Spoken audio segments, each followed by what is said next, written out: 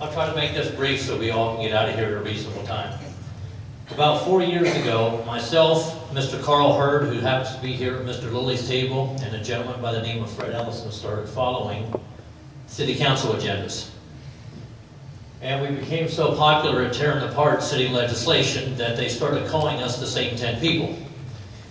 Because there's like about 6 or 7 others of us as well.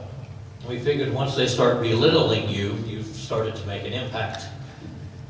When Young Conservatives started, and we started discussing legislation, the idea of the legislation committee was to write legislation, present it to legislators in hopes that it would get passed. In order to understand how to write it, you got to understand what it is how it works, and what the process is of legislation to begin with. I was very fortunate, and as I mention these people's names, I'd like for them to either hold up their hand or at least acknowledge their existence. But I was fortunate to have a great committee, of which I am a team member. I am not the leader of this committee. This committee we are jointly controlling it here. Ton Brown could not make it.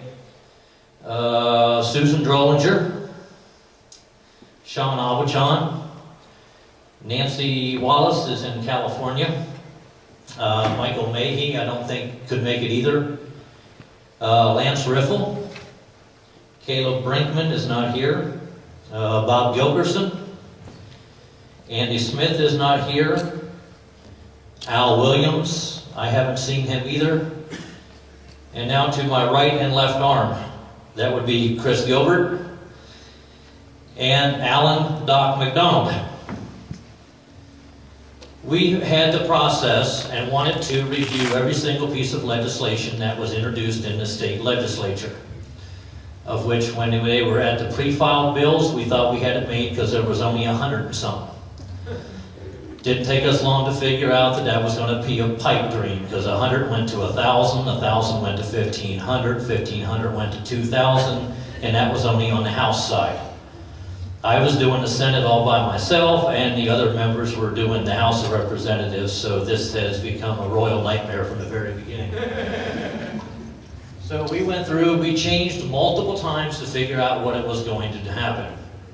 What we determined pretty much halfway through the state legislature session is that we would take every single bill that made it to the governor's desk, we would review it, see if it's something that government should be doing, using the basis of John Locke and Adam Smith, and then we would review each state legislator's voting record, along with the state senators and Governor Jay Nixon.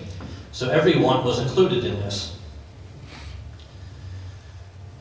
Many of you, some of you have actually signed this as legislators, but we believe government is to restore liberty, not restrict it, shrink government, not expand it, reduce taxes, not raise them, abolish programs, not create them, promote the freedom and independence of citizens, not the government, not government interference in their lives, and observe the limited and enumerated powers of our Constitution, not ignore them. We have 2 constitutions that we have to look at. We have the state of Missouri to look at, and because the state of Missouri is one of 50 states, we also have to look at the U.S. Constitution when we're reviewing this legislation. The criteria that was asked is, number 1, is this a proper function of government? Of which a lot of people in government think that, well, it is because we voted on it and we say it is. There are some things that needs to be left in the hands of the people. Question number 2 is, does the legislation create favoritism? Does it create a subcategory of a group or of any type of criteria that would allow for what Mr. Federer was talking about, and how people get the rich and the poor and the famous and the non-famous and things of that nature? Does the legislation have a favorable or negative impact on anything? Does the legislation create a fee-for-service scenario that only government can provide? That's one of the things that absolutely drives me nuts about government, is number 4. Does the legislation impact personal liberty or freedom? Does the legislation undermine personal responsibility? And does the legislation create a means by which a government entity or government employees can abuse a taxpayer-approved tax or amendment? Number 7 happens quite a bit. Number 8, can the legislation be currently enforced under existing laws? Through the process of asking 8 questions on every single piece of legislation, we came up with a criteria to where we either accepted bills or rejected them. Now, 1 point is awarded towards a vote in the affirmative on good legislation. In other words, if we said a bill was good and Representative Scholler voted on it, he would garner 1 point. 1 point will be awarded towards a no vote on bad legislation, which is just basically the opposite. So if we said a piece of legislation was bad and Representative Scholler voted on it, he now has 2 points. When we first started doing this, we were of the mindset that we were going to deduct points too. So if you voted no on a good piece of legislation, we were going to remove a point. And if you voted yes on a bad piece of legislation, we were going to remove a point.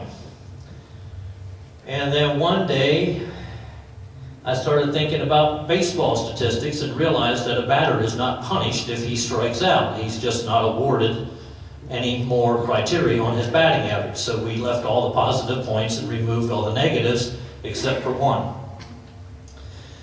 An unexcused absence. We realized when we started reading daily journals that there is a means by which representatives and senators can miss work. And there's also a means by which senators and representatives can just not show up for work. In the daily journals, there is a thing called absent without leave. It's kind of like AWOL for military members. So in order to, I guess you call it punish somebody, we decided to give an individual -2 points for every time that they were there but just didn't bother to vote on a piece of legislation. They were absent without leave.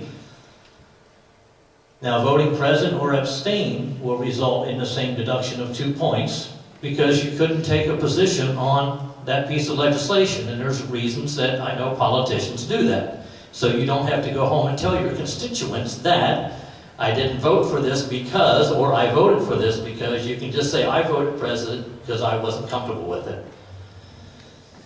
Now, this is the accumulative point scoring for the Locke and Smith Awards. This evening, not the point scores, just the number 1 rep and the number 164 rep, or 163, whatever it is, and the number 1 senator and the 35th senator, because we included Governor Jay Nixon in the Senate. You will see that there's a top point score and a bottom point score. All of you have been ranked accordingly to where you finished your point totals. Now, one of the things that kind of was an irritating factor is if we had questions on legislation and we had the essence to contact a state rep or state senator, they never responded back. Senators are the worst.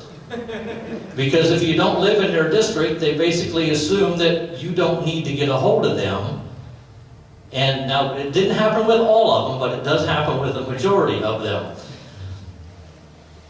Now, in case of a tie-breaking scenario, all the good sponsored legislation is awarded 5 points. Co-sponsoring legislation is awarded 4 points. One of the things I found out from a few of my discussions with some former and current state representatives is sometimes you'll sponsor something, or actually I should say co-sponsor something, and you're not aware of what's in it. That can come back to haunt you with the Locke and Smith Award. So I would recommend that you actually are aware of what it is that you're co-sponsoring.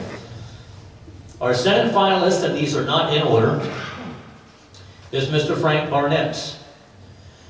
Now, I would assume most people, one of the things that we had to do when we first started this is we had to lose the Republican and the Democrat labels after a person's first name and last name. So when we started compiling these point scores, we removed whether you were a Republican or a Democrat. And all we did is we based it on the legislation and our understanding of the legislation. If we did not understand the legislation, we sent an email off to the sponsor of that legislation to make sure that we understood it correctly.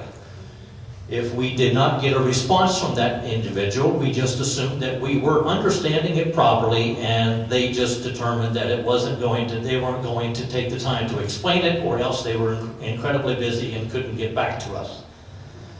So Mr. Frank Barnett, and we have certificates for each one of these individuals. Jane Cunningham asked for you to accept her certificate. Mr. Jack Goodman, Mr. Ryan McKenna, Mr. Chuck Ferguson, Mr. Matt Bartle, Mr. Jason Crow, Ms. Jolie Justice, Mr. Brad Lager, and Mr. Bill Stauffer, of who I do believe he's in attendance. So if you want to come up and get your certificate, Doc, do you have that?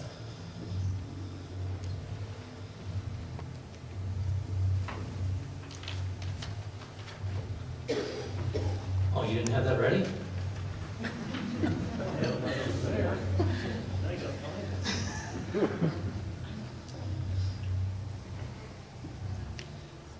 Now, all these individuals that were listed here on the Senate finalist all scored higher than the governor.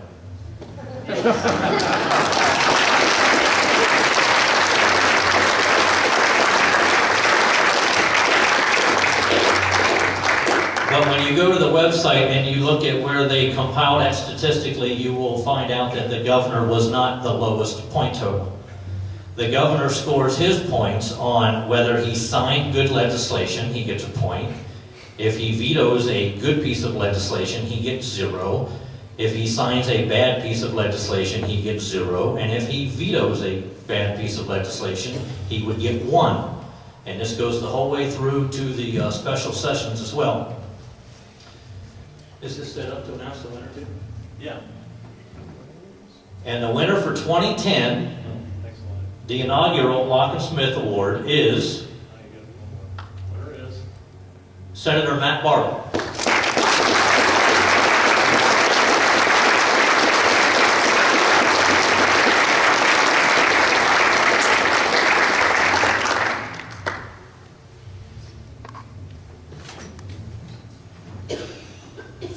That right there will be that is the 2010 Locke and Smith Award. It is a piece of Missouri granite. I want to thank the Nixon Monument Company, because they are the ones who etched the state of Missouri into that piece of granite, and they did all the lettering for that as well. And I think they've done a fabulous job. On to the House. Linda Black, which was known as Linda Fisher when we were grading it, which created a problem at the end of the year because she changed her name on the website. So we were trying to figure out who Linda Fisher and Linda Black was. We didn't think we graded somebody, and we graded somebody that we shouldn't. So that made it a little bit difficult at first. Ron Casey, Gary Duesenberg, Mr. Doug Irvin, Sally Faith, Michael Corcoran, Ms. Cynthia Davis, Chuck Gatchenberger. Now, when you guys get back to Jeff City, would you please let Mr. Chuck know that if he wins the Locke and Smith Award, we're going to have to give him the state of Tennessee. Will Krause and Rob, is it Schaff? Those are the top 10 finalists for the Locke and Smith House of Representatives. And before I get to this, 72% of the time, Matt Bartle agreed with us, or 72% of the time we agreed with Matt Bartle, whichever the case would be, on good and bad pieces of legislation.